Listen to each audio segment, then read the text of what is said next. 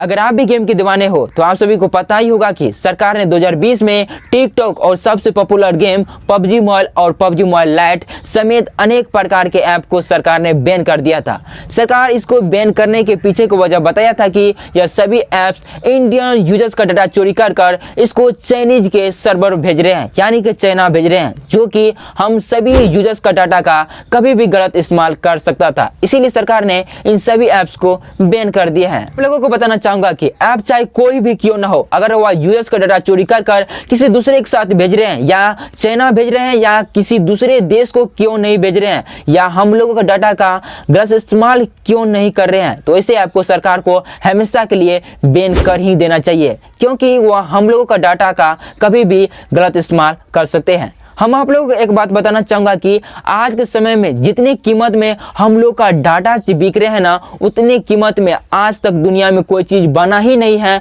जो बिक सकता है। इसीलिए हम लोग को भी हम अपनी डाटा का वैल्यू को समझना चाहिए। और अभी अभी हमारे पास एक ऐसा न्यूज आया है, अगर आप फ्री फायर के दीवाने हो तो आपको तगड़ा सा झटका लगने वाला है, क्योंकि सरकार ने फिर से सबसे पॉपुलर गेम फ्री फायर समेत 54 ऐप को बैन कर दिया है, जिसमें पॉपुलर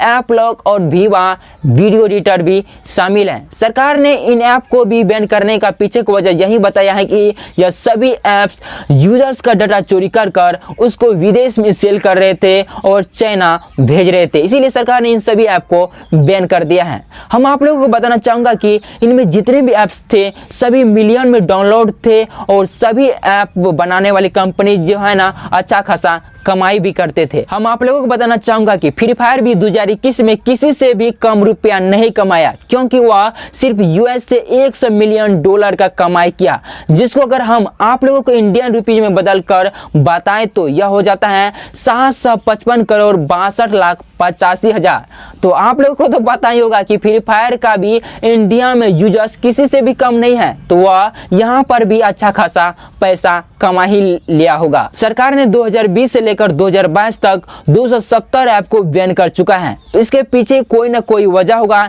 इसीलिए हमारे सरकार इन ऐप को बैन कर रहे हैं। अगर आपके मन में अब यह सवाल आ रहा है क्या भारत में फिर से फ्री फायर गेम लॉन्च हो सकता है, तो देखिए इससे पहले जो है ना सरकार पबजी गेम को बैन कर दिया था। उसके बाद पबजी गेम जो गलती कर रहे थे उन सभी गलतियों को सुधार करने के बाद फिर से भारत में लॉन्च हो गया BGMI के नाम से। ऐसे में लग रहा है कि अगर जो गलती फ्री फायर कर रहे हैं वह भी अपनी गलती को सुधार कर भारत में फिर से आ सकता है। तो अभी क्या होगा कहना मुश्किल है, तो आने वाले दिनों में ही इसके बारे में आप लोगों को पता चलने वाला है। तो आज की वीडियो में इतना ही। अगर वीडियो आप सभी को अच्छा लगा हो तो इस वीडियो को लाइक शेयर जरूर कीजिएगा और ऐसी वीडियो देखने के लिए आप हमारे चैनल को भी सब्सक्राइब कर लीजिए।